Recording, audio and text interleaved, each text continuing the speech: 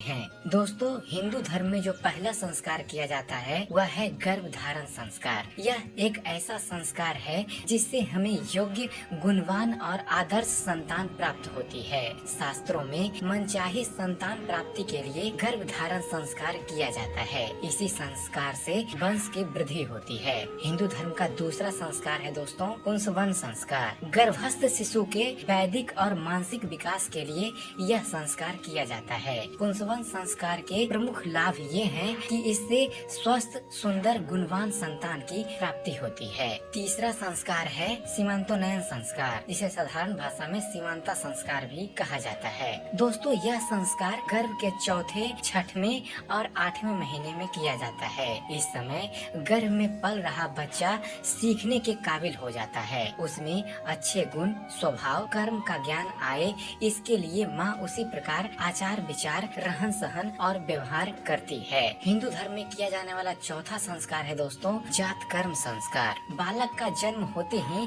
इस संस्कार को करने से शिशु के कई प्रकार के दोष दूर होते हैं। इसके अंतर्गत शिशु को शहद और घी चटाया जाता है। साथ ही वैदिक मंत्रों का उच्चारण किया जाता है ताकि बच्चा स्वस्थ और दीर्घायु हो। हिंदू धर्म में होने वाला पांचवा संस्कार है दोस्तों नामकरण संस्कार। शिशु के जन्म के बाद 11वें दिन नामकरण संस्कार किया जाता है। ब्राह्मण द्वारा ज्योतिष शास्त्र के अनुसार बच्चे का नाम तय किया जाता है। छठा संस्कार है निष्क्रमण संस्कार। दोस्तों, निष्क्रमण का अर्थ है बाहर निकालना। जन्म के चौथे महीने में यह संस्कार किया जाता है। हमारा शरीर पृथ्वी, जल, अग्नि, वायु और आकाश, जिन्हें पंचभूत कहा जाता है, उनसे बना हुआ है। इसलिए पिता इन देवताओं से बच्चे के कल्याण की प्रार्थना करते हैं। साथ ही कामना करते हैं शिशु दीर्घायु रहे और जीवन भर स्वस्थ रहे। सातवां संस्कार है अन्नप्राशन संस्कार। यह संस्कार बच्चे के दांत निकलने के समय अर्थात 6 से 7 महीने की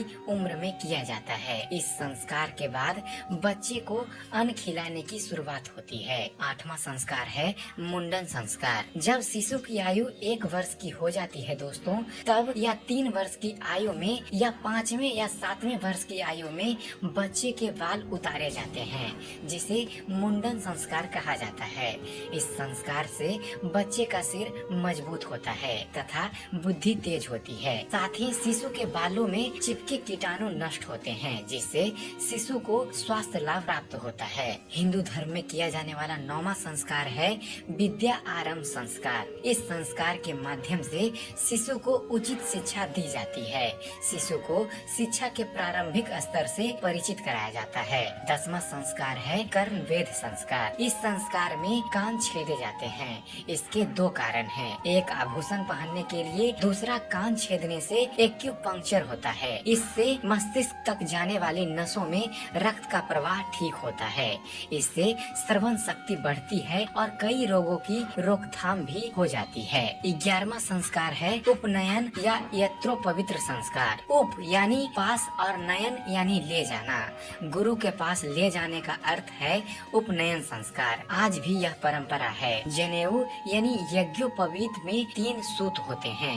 ये 3 देवता ब्रह्मा, विष्णु और महेश के प्रतीक हैं। इस संस्कार से शिशु को बाल ऊर्जा और तेज प्राप्त होता है। 12वां संस्कार है वेदारंभ संस्कार। यह संस्कार व्यक्ति के पाठन और पठन के लिए ही है। इसके अंतर्गत व्यक्ति को वेदों का ज्ञान दिया जाता है। हिंदू धर्म में किया जाने वाला 13वां संस्कार है केशांत संस्कार। केशांत संस्कार का अर्थ है केश यानी बालों का अंत करना, उन्हें समाप्त करना। विद्या अध्ययन से पूर्व भी केशांत किया जाता है। मान्यता है गर्भ से बाहर आने के बाद बालक के सिर पर माता पिता के दिए बाल ही रहते हैं।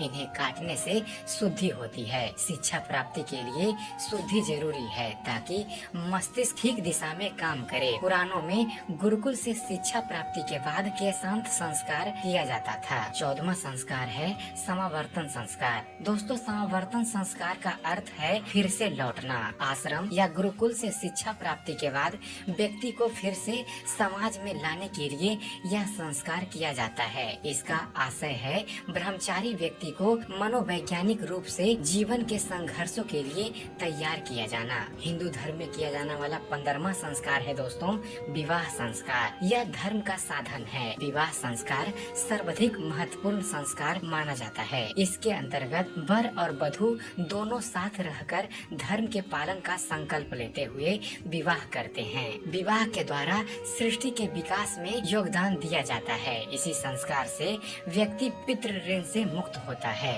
और हिंदू धर्म में किया जाने वाला 16वां संस्कार है अंत्येष्टि संस्कार, जिसे अंतिम संस्कार भी कहा जाता है। दोस्तों, अंत्येष्टि संस्कार इसका अर्थ है अंतिम संस्कार। शास्त्रों के अनुसार इंसान की मृत्यु यानी देह त्याग के बाद मृत शरीर अग्नि को समर्पित किया जाता है। आज भी शव यात्रा के आगे घर से अग्नि जलाकर ले जाई जाती है। इसी से चिता जलाई जाती है। आशय है विवाह के बाद व्यक्ति ने जो अग्नि घर में जलाई थी उसी से उसके अंतिम यज्ञ की अग्नि जलाई जाती है। कहने का एक तात्पर्य यह भी है कि सनातन धर्म एकमात्र ऐसा धर्म है जिसमें व्यक्ति को जन्म से लेकर मरण तक संस्कारों पर चलना ही सिखाया जाता है। सनातन धर्म अत्यंत प्राचीन होते हुए भी आज भी वैज्ञानिकता से भरपूर है।